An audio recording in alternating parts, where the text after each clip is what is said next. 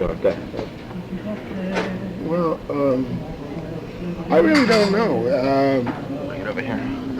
how to how to evaluate that, because if you're talking from the standpoint of a musical revolution, then you're simply going to have to redefine what a musical revolution is.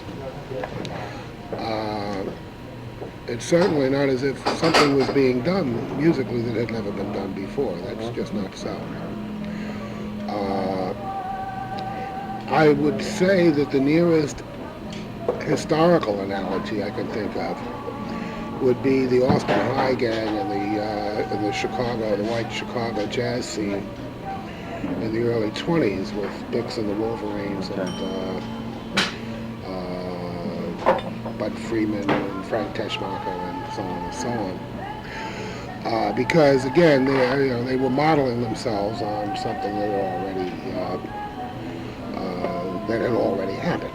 It wasn't. Oh, there, that's our stand. Thanks. I need a ketchup around here. I'll be back for mine. It comes in nice little containers. It doesn't come in a bottle. That was a Paxton's joint, so you better. Thank you very much. Oh my God. I didn't bank on something so formidable. Well, $5.50. This place is a deal. For lunch, yeah. They must have been paying rent for a long time. They must. I've been there for a while. Yeah. But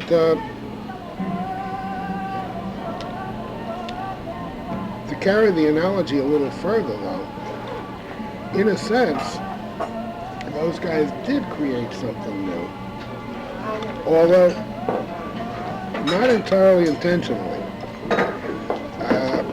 They were copying models that, for one reason or another, they couldn't really copy. They couldn't really get the sound right. And they ended up creating something new. So in that sense, you might say that there was something new that came out of it, but not intentionally. It's not like the bebop revolution, say, where a bunch of very, very brilliant musicians sat down and figured out the higher intervallic features of various chords and developed essentially a new music. No such thing at all. Like the 12-tone revolution in classical music.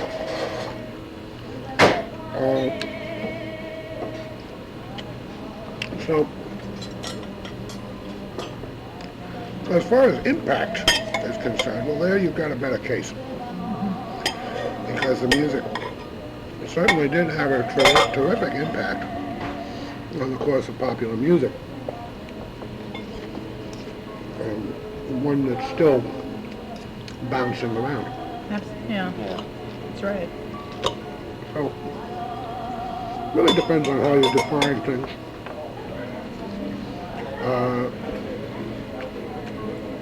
At the time, we all felt something was really happening. We were very conscious of being a part of some kind of a movement.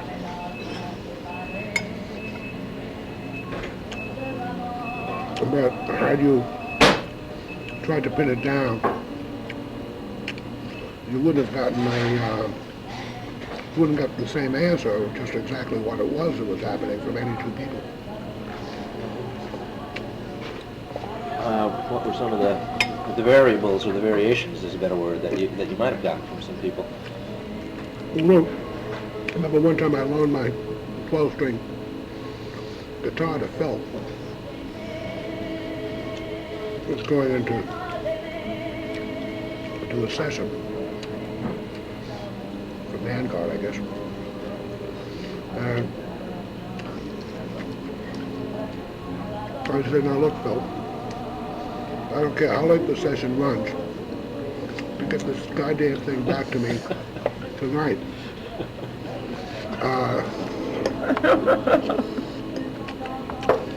In the wee small hours, he turns up with the guitar.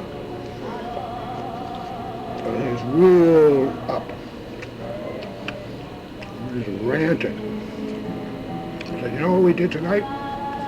We revolutionized the course of music. He says, I don't mean folk music. I said, I mean music. I mean, Western music will never be the same.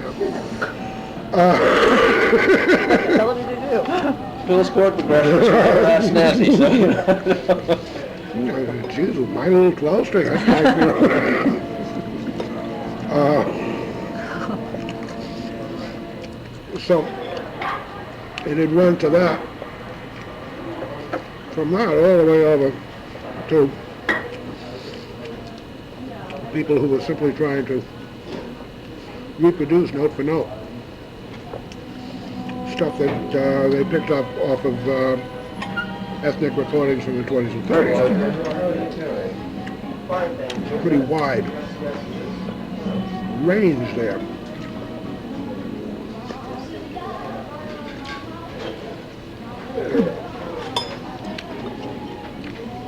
Reasonably good cheeseburger.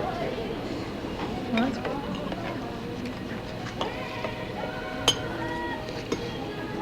We,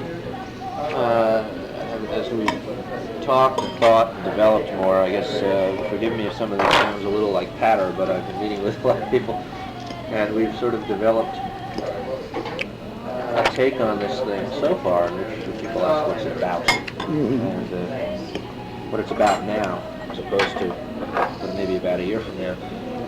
What it's about now is a documentary about folk music, to use an easy term. I find all the fuss I get about that. But folk music, it's a documentary about folk music that is not about music per se. It's a documentary about the intersection of music and a political and cultural movement, but it's not about politics. It's not about that. And so what it's about is a cultural phenomena. It's about a cultural phenomena which became a driving force of what later came to be called, possibly in retrospect, I don't even know at the time, the movement if you're on the political side, or the counterculture if you're a hippie and wearing beads, or maybe that was what Time magazine called it. Now we call it the counterculture, or we call it the movement.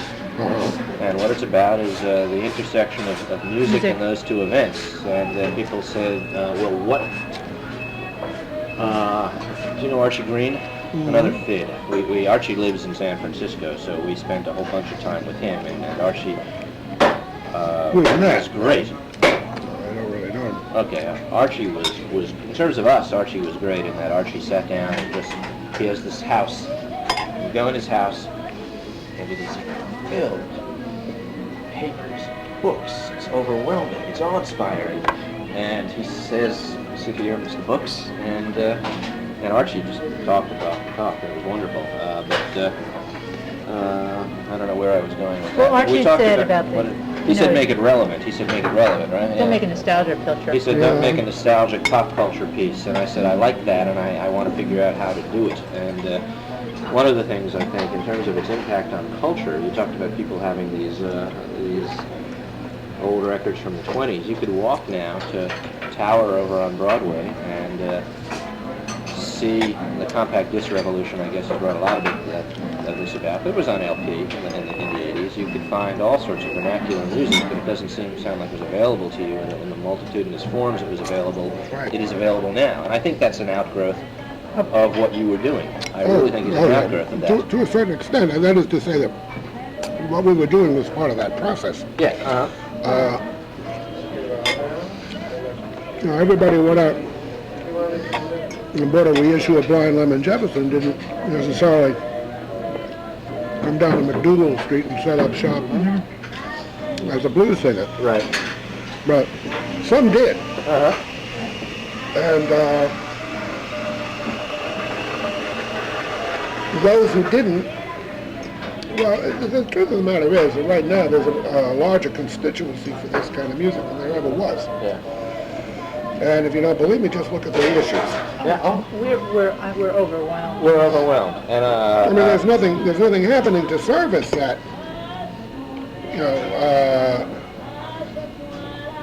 that market, I suppose you'd have to call it, at least on as far as the media is concerned, because there's still only 1 million or 2 of them, and it's simply not worth it. I mean, I think in terms of the kind of numbers that they think it. But if the number of potential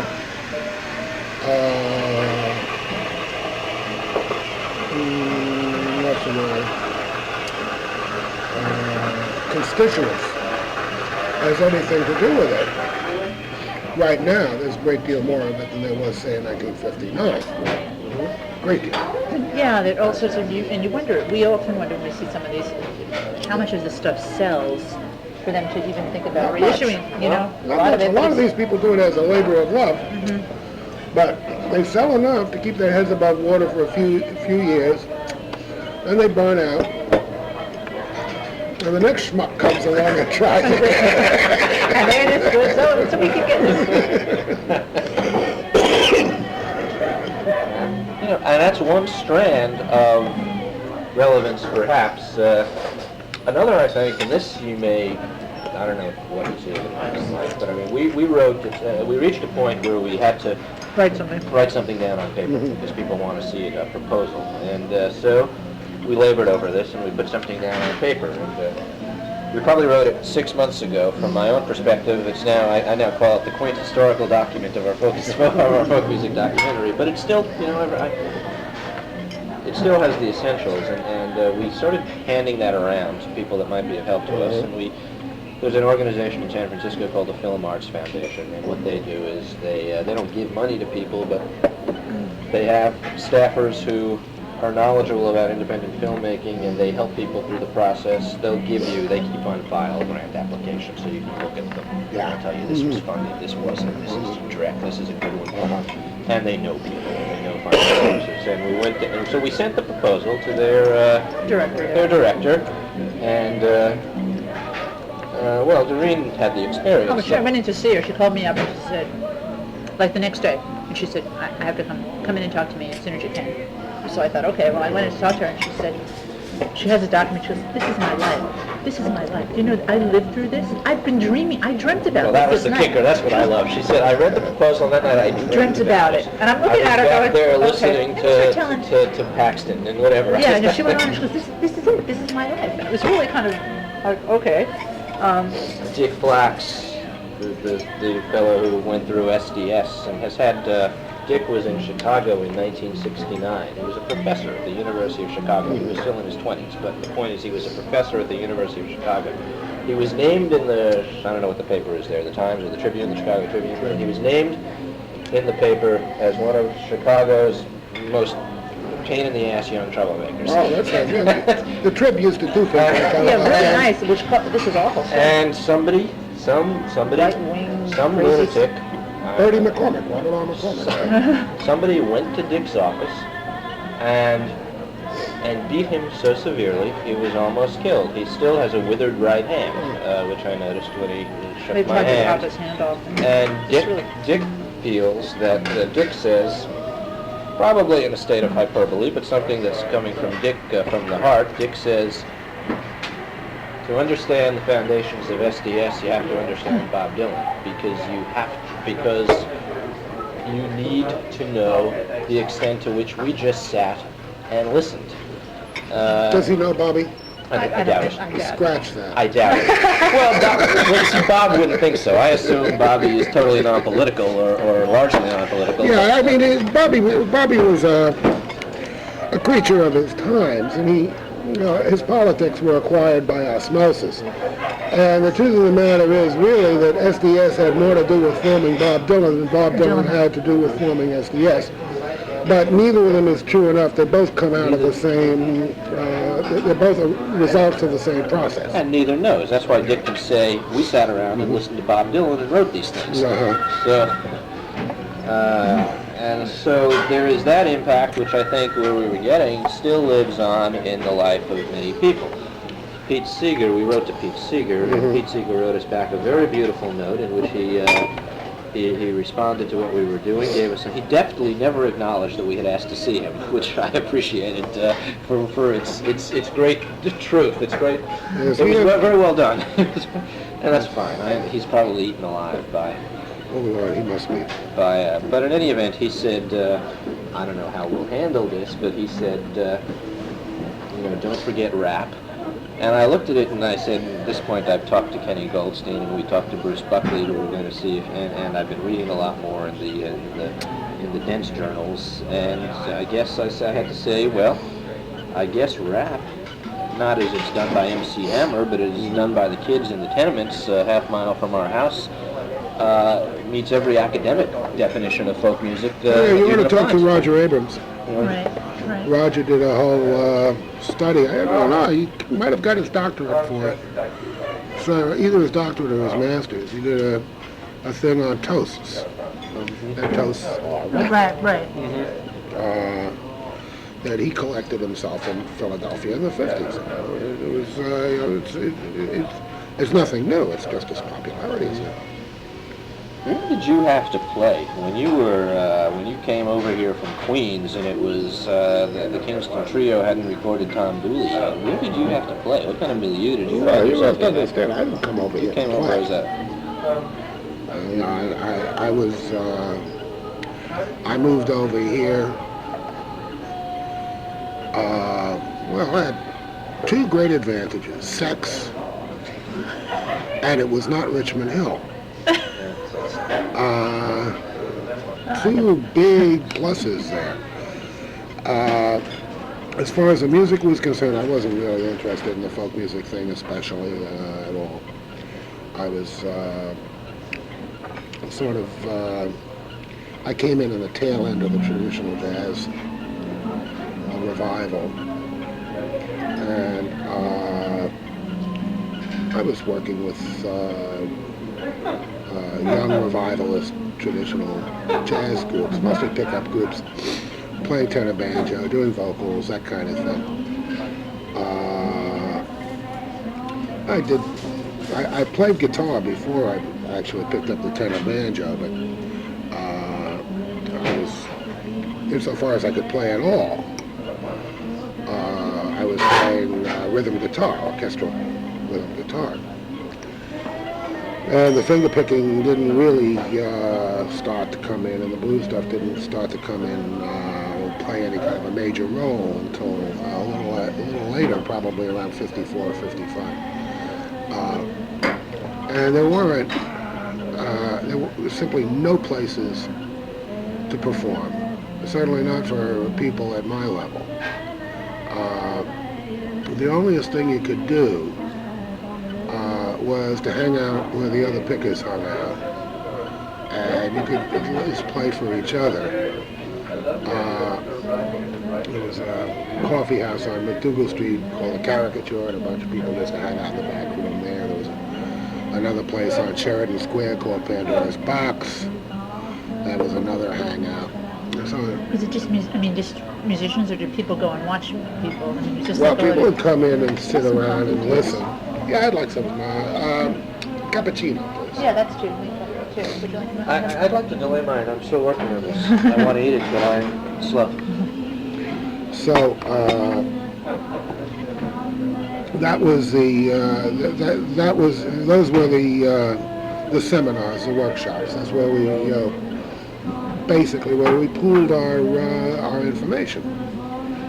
The only place where you could actually be heard, where people would really come to hear, was Washington Square on Sunday afternoon. And most of the people I knew were involved in folk music would show up there. So it was all kinds of things. It was a meeting place, a place to make music. And so for a while, now we're getting around to 1956 or so. Maybe even a little later, somewhere in there.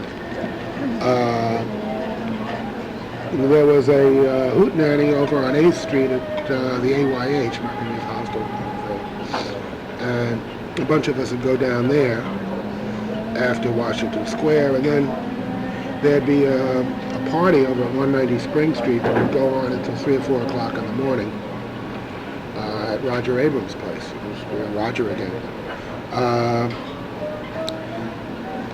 Around that time, a bunch of people, myself included, got together and started a thing called the Folk Singers Guild, which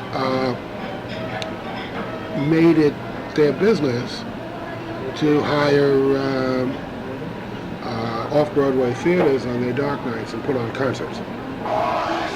And those Folk Singers Guild concerts were practically the only public venue where people would actually come, pay money, sit down, and listen to us. Yeah. There were benefit concerts. I just discovered a tape that I have of a concert that Roy Berkeley and I gave. It was benefit for Anvil magazine, which was the Ipsel. I think it used to come out every couple of months. Mike Harrington's mouthpiece. So there were things like that. There were benefit concerts occasionally and that sort of thing. But the Folk Singers Guild thing for my generation was really the only steady, reliable venue. There were other things going on, but it was all stuff of the same sort of thing. I mean, we didn't pull that idea out of thin air. The Circle in the Square used to have the Off-Broadway Theater. Used to have a thing, was it every Saturday night? I don't know. It was more than once a month. Called the Midnight Special, and they'd have a concert after the theater had emptied out on Saturday night. And that would be people like Susan Reed and Cynthia Gooding, Oscar Brand, Josh White, so on, older generation. And of course, they were taking a great deal more seriously than we were, and for good reason.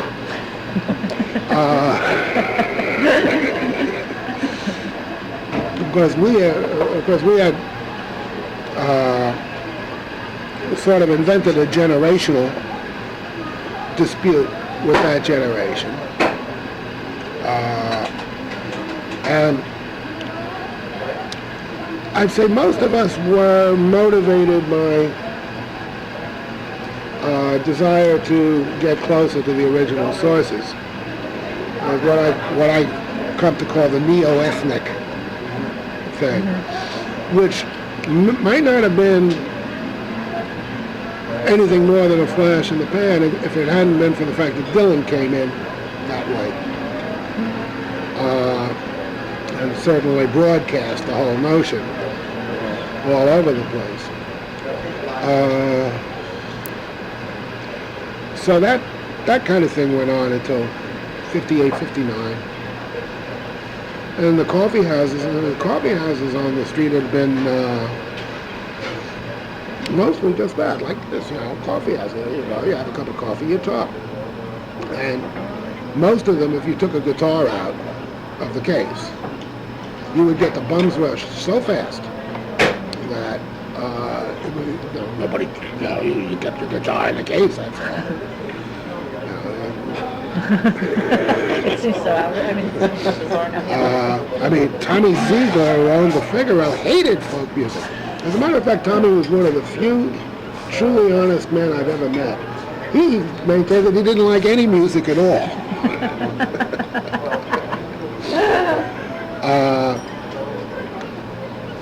But it was the same story at the Rienzi on McDougal Street. It was the same story at the Borgia, which came a little later, but it was the same policy. Most of the coffee houses were just that, but around 1959, I guess it was. Yeah, thank you. A couple of places opened up where they featured not music, but poetry readings. And it was sort of a response to the North Beach scene. Although you couldn't do the poetry and jazz thing in New York because local ordinances made it impossible to have anything with drums. So you couldn't have jazz. So we had poetry and folk music, sort of. They'd sandwich a singer in every now and again between poets. And it stood that way pretty much for about a year or so. And this was around the time of the whole explosion of the beatnik thing. 1960, I guess it was. You have to get the dates on this. I'm a little vague. The beatnik riots in Washington Square Park. April 61. Yeah, that's down there, right? Right. Yeah. Fortunately, I was out of town when that You couldn't see yourself marching around with the banner that said "Free Folk Music." Oh, I would have. And I would have had the banner shoved up my ass, too, you know. I was big. I was a natural target. Cops gravitated to me like metal filings to a magnet.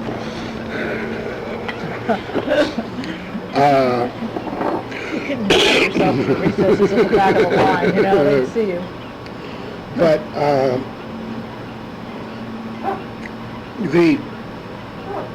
the most important upshot of that thing was a headline in the Daily News the day after, which said, as I recall, 10,000 beatniks riot in Washington Square. How many were there really?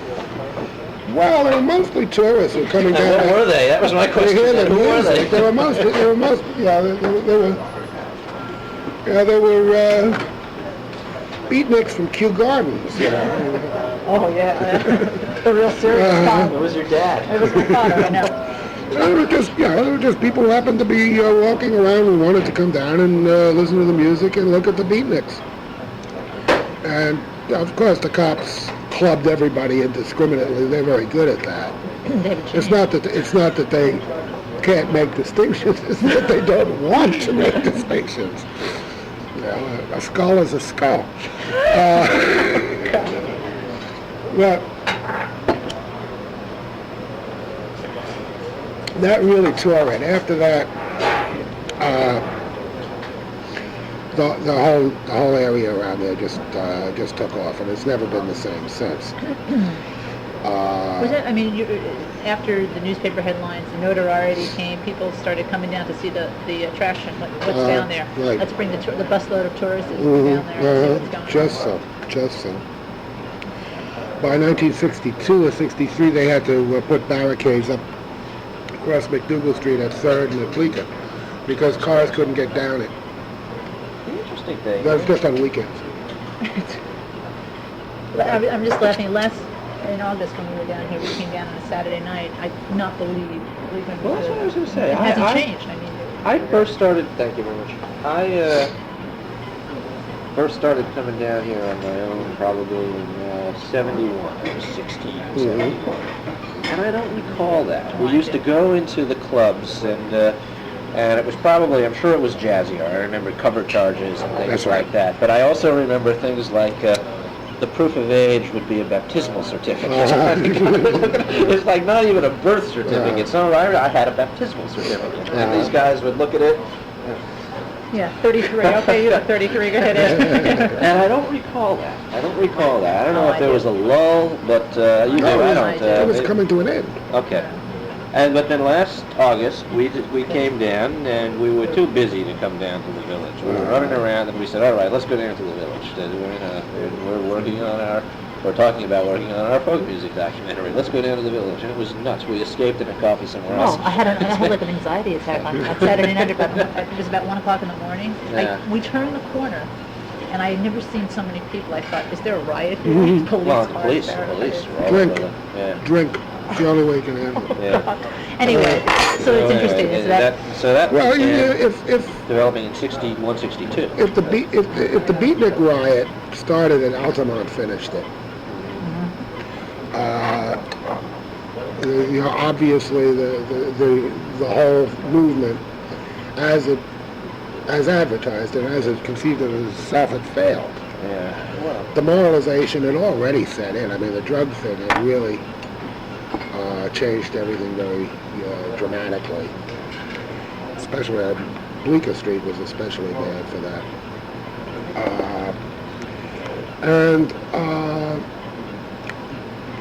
the music had become stale through overuse, Yeah. overexposure. A few places hung on. I mean, the bitter end and then the other end hung in for another 10 years. Of course, Folk City would still be there if it weren't for a series of flukes. But for the most part, it was over. That's nothing lasts forever, and that didn't either. Right. All right. But while it was going on, you said earlier that you certainly felt at the time, that you and your compatriots were a part of something. Yeah, well, What sort of changes musically did things start to see difference and changes? You came in there as a jazz, blues, and kind of now you're in the folk scene. I mean, there was a transition for you. Yeah, suddenly you found yourself being a No. folk singer. I don't No. know if you No, called... the transition was more terminological than anything else. I was doing the same music. Right. I was still singing Bessie Smith and Charlie Roll Morton and some of the songs like I had been doing with the Tri Jazz Band. I just worked out stuff for the guitar to back it. And they wanted to call it folk music. That was all right with me. But the thing that really changed it probably wasn't so much Dylan, but Dylan's success. I was wondering when money reared its Yeah, head. well, it wasn't just money, It wasn't, that was a part of it, but it wasn't just that. I mean, people want recognition. People want, they want to be, they want to be valued.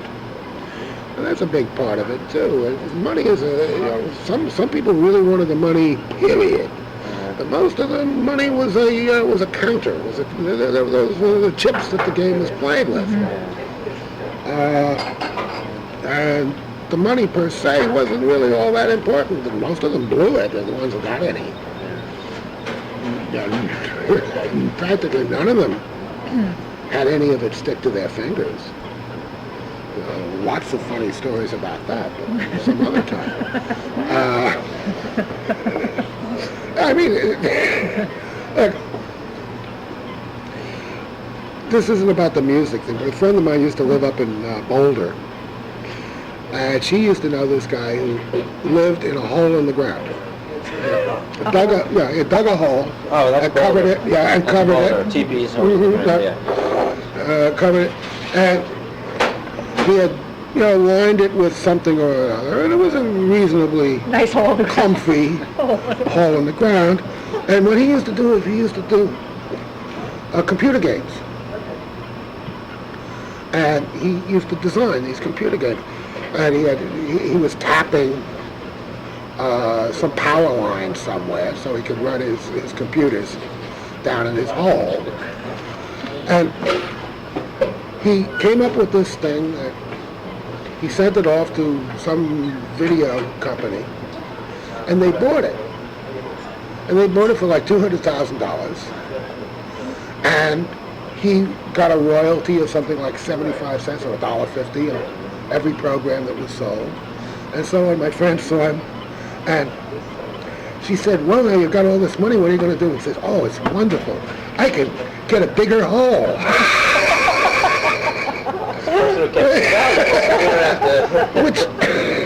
which is sort of the way most of us were. We got the money, we got bigger holes.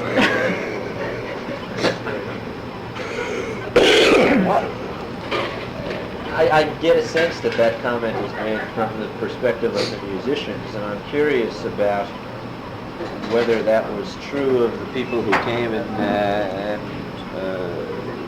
made their living off of the musicians. Did you get an infusion of coffee house owners? I'm wondering, did the coffee house owners, managers, were they, I'm sure it's different with different people, but I'm interested to know some of the names.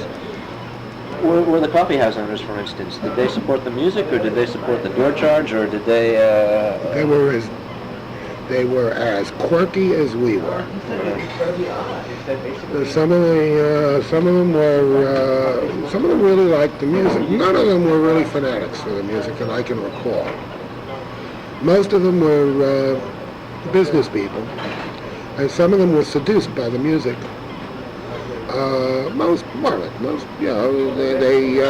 They judged talent by how many people are brought in, how much it cost, blah, blah, blah. You know, the usual. There's the stories of Porco listening to the applause, and Yes. he'd write you in his book. That's an Yes. old Dylan bio. Yes, yes. Right.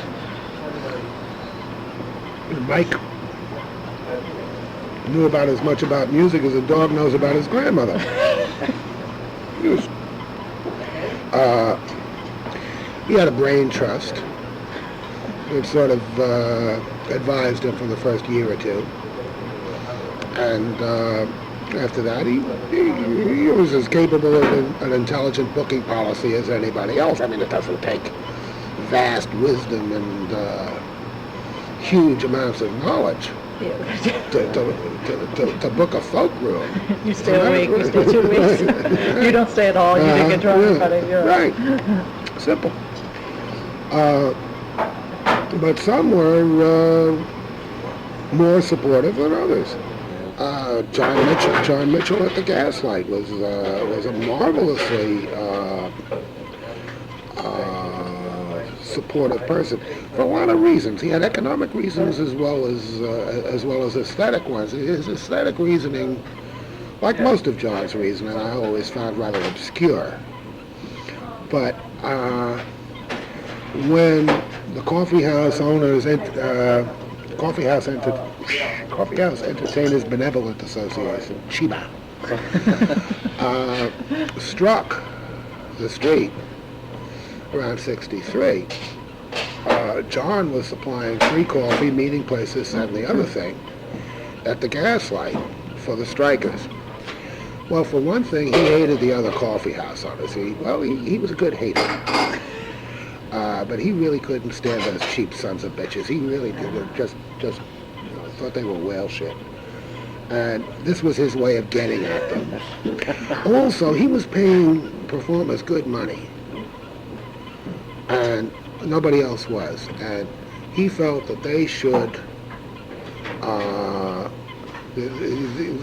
the game wasn't being played on a level field because of that. And so he supported the union because he was already paying well over the minimum scale that the union was asking. And he wanted to sock it to that son of a bitch over across the street at the cafe. Why? You know? Misery loves company. That's great. There were all kinds of gradations, too, of support. I can't remember the name of the guy who ran the Third Side, but it was a coffee house on 3rd Street. And, when Phil Oakes came into town, Phil was sleeping there. I let him stay there until he found a place to, an apartment. All kinds of things like that. Going all the way on back to, I mentioned the caricature a few years before that. One of the reasons why I liked the caricature was I could go into the caricature and I could eat on the cuff, and so could almost any musician. And if that ain't support, I don't know the meaning of the word. Because these people weren't making bundles of them. I can't imagine that they were. Figaro too, come to think of it. I remember when I left for the coast in '59, I came in and I paid about $200. I sold my apartment, I think it was, or whatever it was. I had some money, and so I went in before I left, and I paid off my tab, and it came to over $200. It was 40 years ago, 35 years ago. An event I remember because I remember Al Coughlin, who was the day manager at that point. When I gave him the money, he stood up and he yelled, "Hey, everybody! Ronk just paid his money," and then he put, I don't know, I didn't even know they had it on the jukebox, Pomp and Circumstance. The jukebox. They only had it on for those occasions. That's right, they played it again 4 years later when the next tab was moved. Right, somebody else had to take their tab off.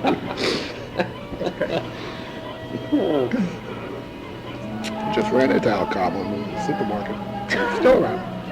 The same type of question. What about the managers? We've gotten the names that we've seen. It seems like the same names were the only ones on the street.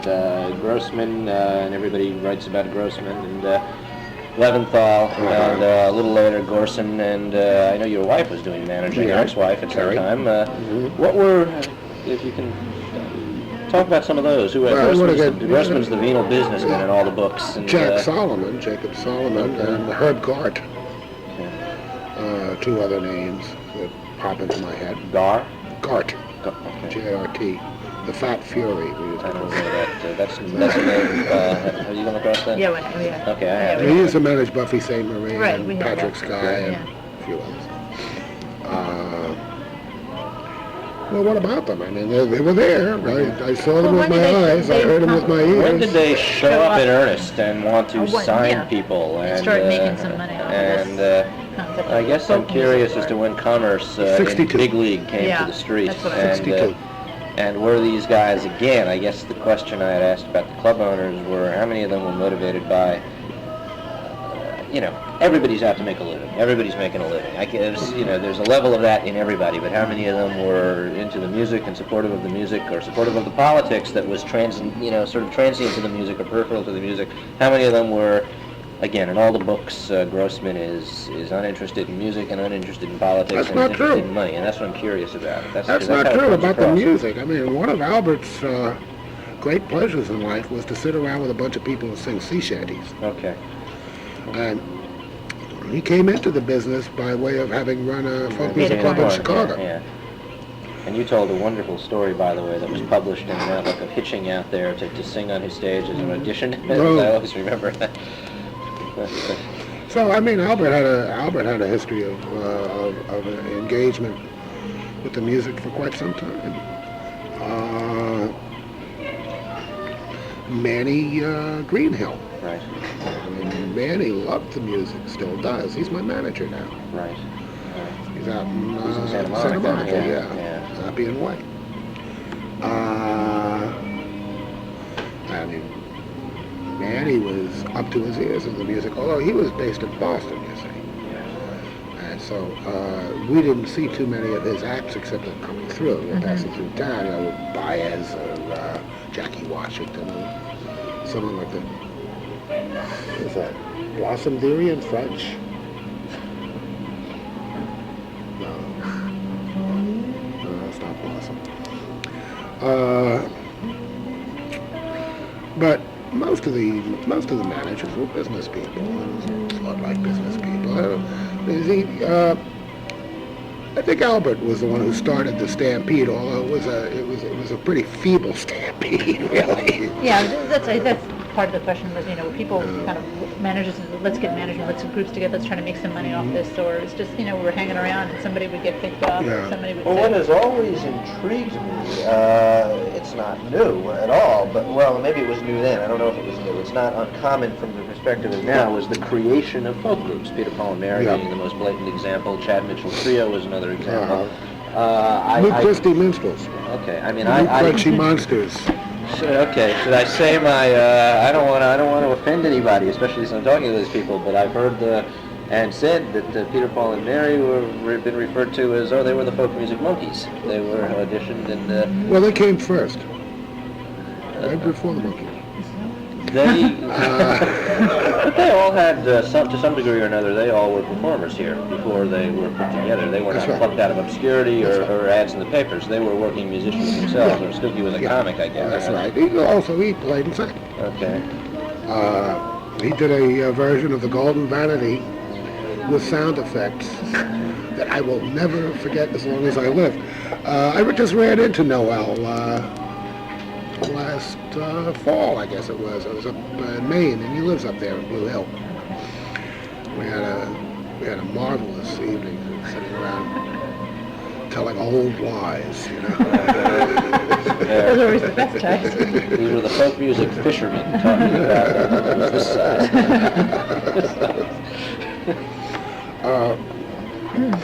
Did that go on beyond Peter, Paul, and Mary? Were there people trying to build groups out of every... Like I say, the new Crunchy Monsters.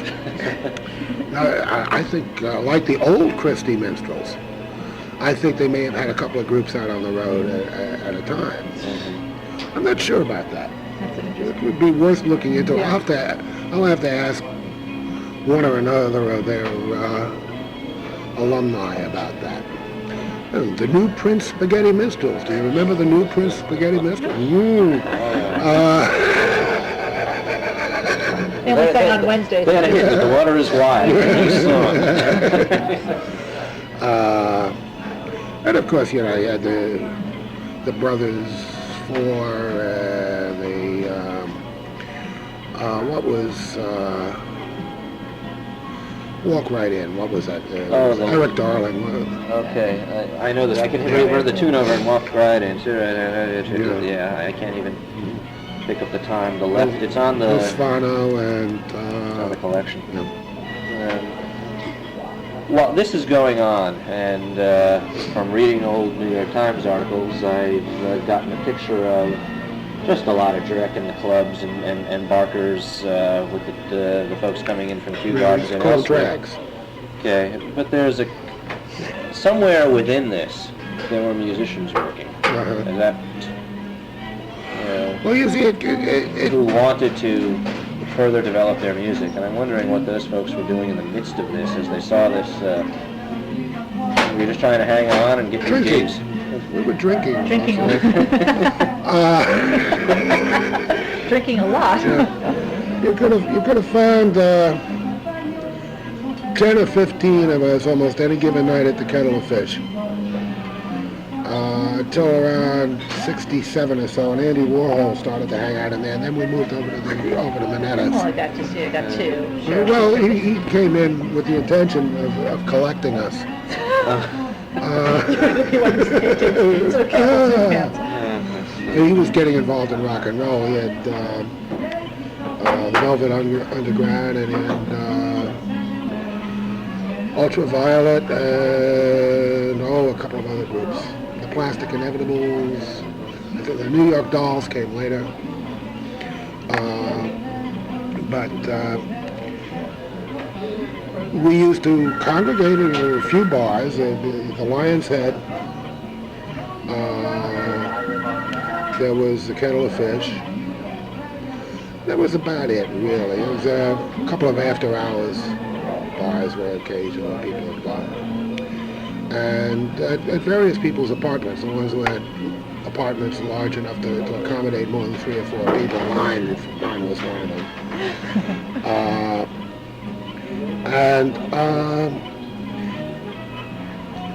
The scene sort of changed into an afternoon scene. People come around 2, 3, 4 o'clock in the afternoon and go over to Figaro's or wherever and sit around and did a lot of our socializing then. Because at night it was pretty difficult. The Kettle would always try to keep a table or two. And it was a small bar. They couldn't always do that. And on weekends, more often than not, we were pretty much crowded out. And I mean, the sessions were still going on. But more and more. Playing all the time, or? Oh yeah. Oh God. Oh, it's stand Damn song again.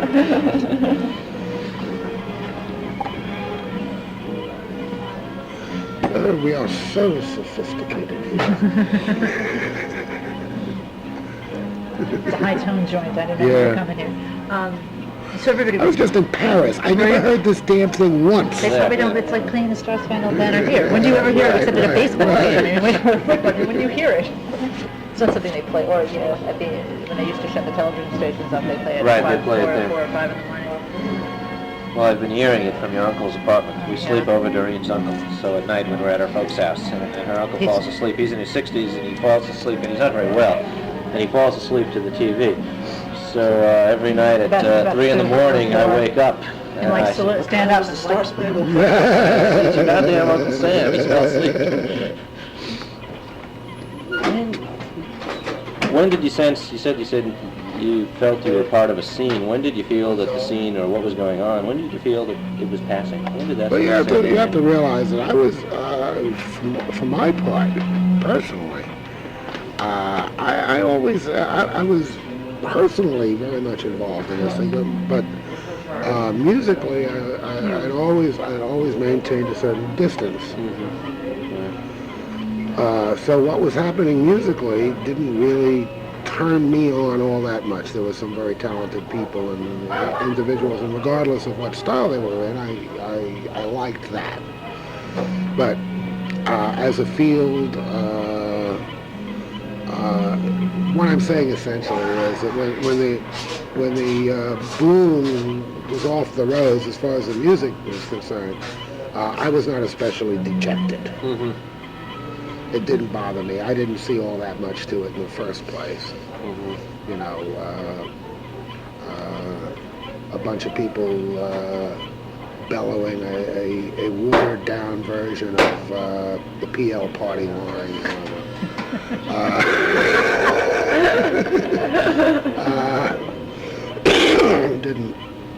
Didn't move me much at all, and the whole protest music thing, for the most part, turned me off. There were some exceptions to that, but I made exceptions for people that I thought were really good writers, like Oates and Paxton. Yeah. You know, as far as mobilizing the masses with your banjo, come on, break.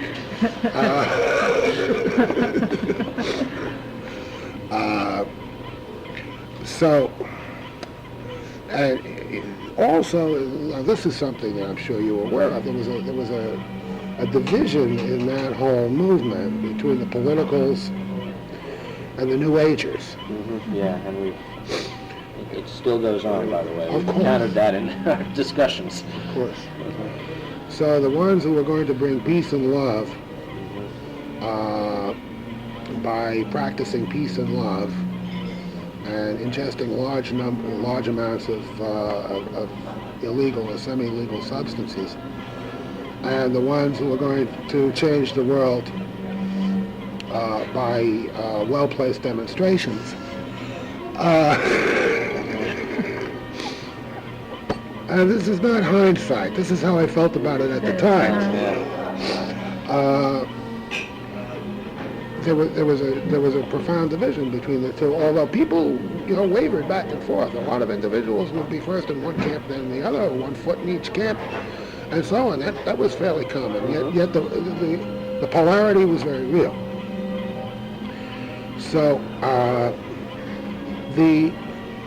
I think the political thing probably stalled before the love thing did.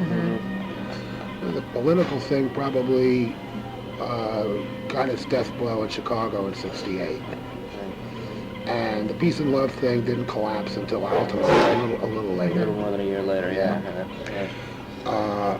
But it was quite clear that the establishment was not prepared to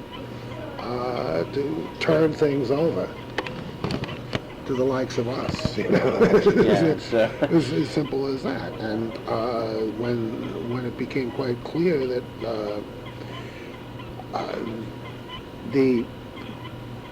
that they simply did not have the means to effect any serious change, that they were politically incredibly isolated in this country, and they had managed to make enough noise so that they didn't notice, and they didn't have to look the cold fact in the eye that they were politically isolated.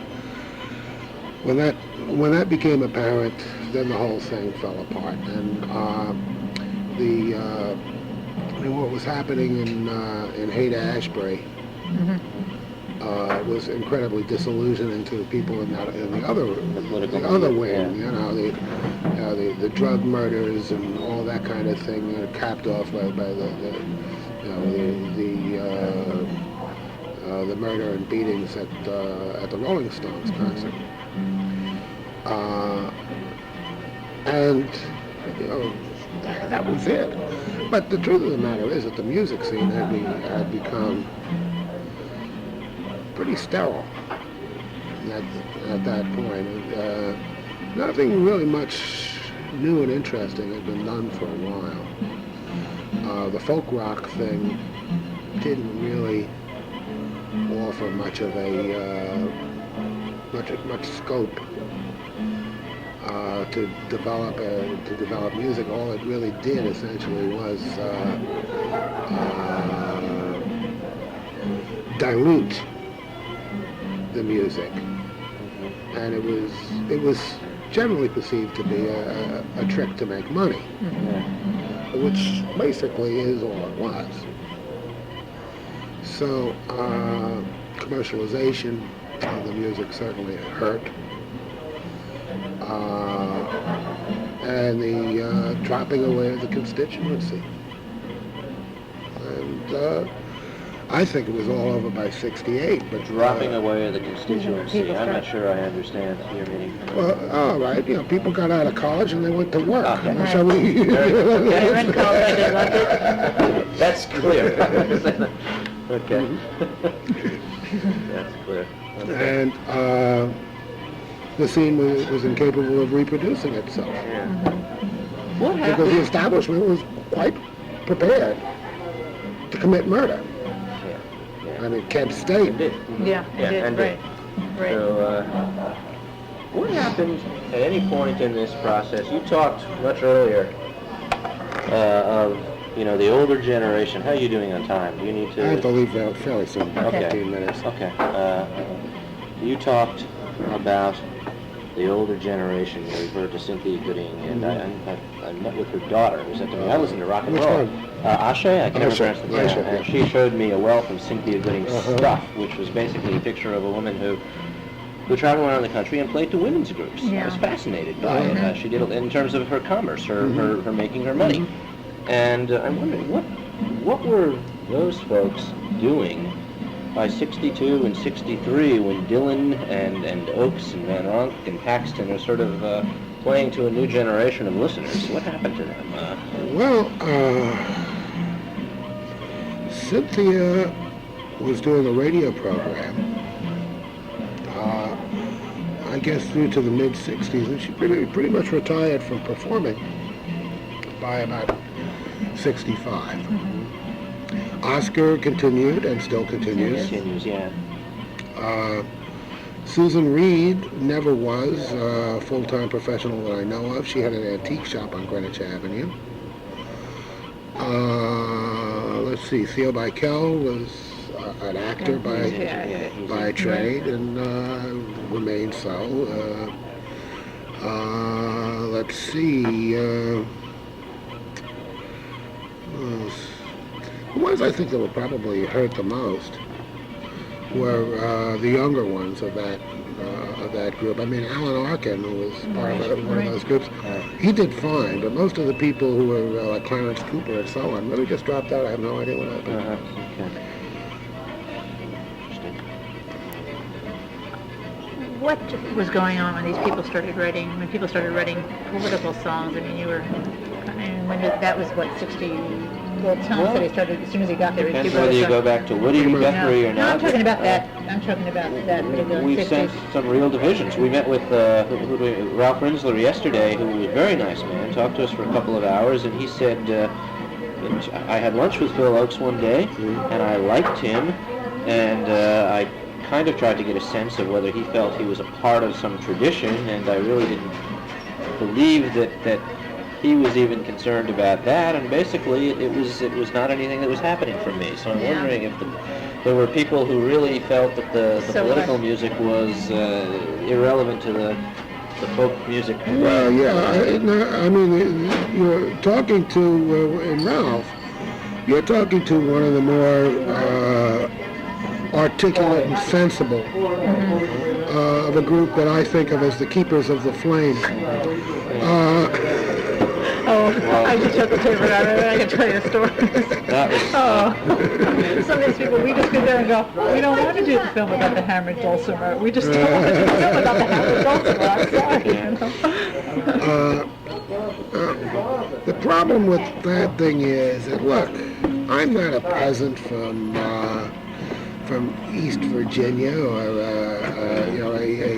what was that? What was that song that Shel Silverstein? I'd like to sing a song about a chain gang. And what do you do when you're young and white and Jewish? You know. And the only levy you know is the levy was down the block. You know?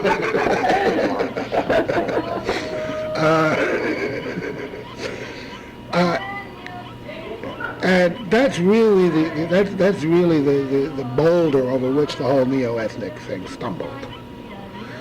You know, it couldn't be done. Just cannot be done. You know, you can either copy note for note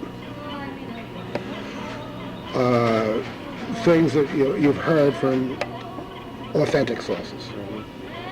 Or as soon as you start to vary, as soon as you start to introduce your elements of your own or elements from something else into it, you're lost.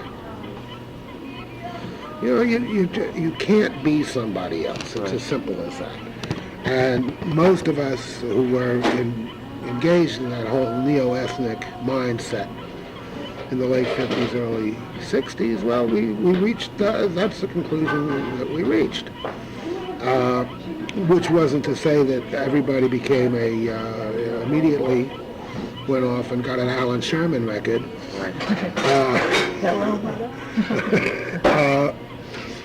To see how, to find out how it was really supposed to be done, we carried our influences with us. You went on and became working musicians. Yeah, just a very... It's almost invariably true that the keepers of the flame don't do it for a living. As a matter of fact, some of them would maintain that to do it for a living is automatically to be counted out of the lists. Interesting. And they've got a point. That is to say, if one tried to make a living sounding like Clarence Ashley right now, one would have a very, very difficult time of it, to say the least. Well, Ralph had a very interesting point about the Greenbrier Boys, and he made it very sincerely and very openly. He said, I toured for 5 years as the Greenbrier Boys, and I never particularly liked what the Greenbrier Boys did. It was what I could do, and it allowed me to play, and that was fine. But I put it in its place. And we stopped, and we should have stopped. So I didn't really like the music that much, But it was. As I say, he's a very sensible and articulate fellow. We don't see the same things in the music, but I'm always interested in what he has to say because he is no fool. Yeah. But on that side of the fence, there are a lot of people who are fools. And they're the ones who, they're inveterate writers to editors when they can find a forum. Well, you look now at, I look now, you look then, perhaps, I don't know what you looked at. You look now, you look back at the old Little Sandy Review. Yes, I was thinking of the LSR. My Yes. God.